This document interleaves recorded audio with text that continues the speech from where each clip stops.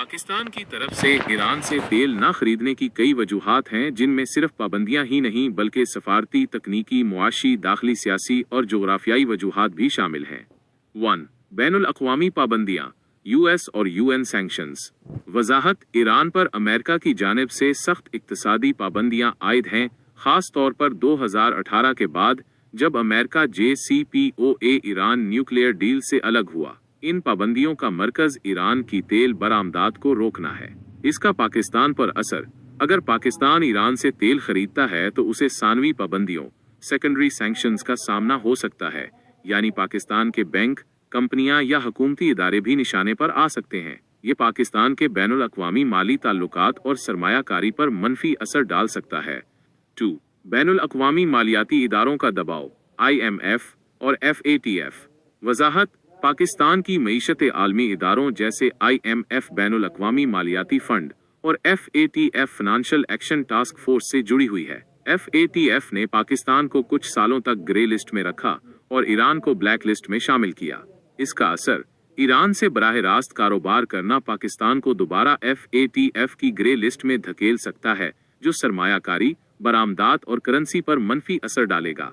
3. अदायगी का तरीकाकार, पेमेंट मैकेनिज्म। वजाहत: ईरान के साथ डॉलर में लेन देन मुमकिन नहीं, क्योंकि अमेरिकी बैंकिंग सिस्टम ईरान के लिए बंद है। पाकिस्तान के बैंक ईरान के साथ ना तो स्विफ्टी के जरिए काम कर सकते हैं, ना ही आलमी करेंसी में अदायगी कर सकते हैं। खदशा: ईरान से तेल खरीदने की सूरत में पाकिस्तान को तरसीलात ज़र की बड़ी मुयस्सर नहीं होंगी जो आम तौर पर बैनुल अक़वामी बैंकिंग निज़ाम के जरिए मिलती हैं। 4. सऊदी अरब और खलीजी ममालिक से हसास ताल्लुकात करो। वजाहत: पाकिस्तान को सऊदी अरब, मुत्तहिदा अरब अमारात और कतर से माली इमदाद और उधार तेल की सहूलत मिलती है, जिसमें डॉलर में कर्जे भी शामिल हैं। खदशा: ईरान से तेल खरीदने की सूरत में सऊदी अरब और दीगर खलीजी ममालिक की नाराजगी हो सकती है, जो पाकिस्तान के लिए मुआशी, सियासी और सफारती नुकसान का बाइस बन सकती है। 5. रिफाइनरी और तकनीकी मसाइल।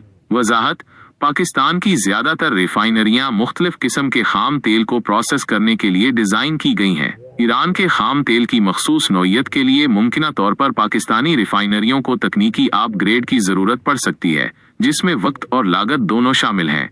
नतीजा: पाकिस्तान ईरान से तेल खरीदना चाहता है क्योंकि कीमत कम है और फासला कम होने की वजह से ट्रांसपोर्टेशन लागत भी कम है, लेकिन आलमी पाबंदियां, IMF, FATF का दबाव, सऊदी नाराजगी और अदायगी के मसाइल इस राह में बड़ी रुकावट हैं।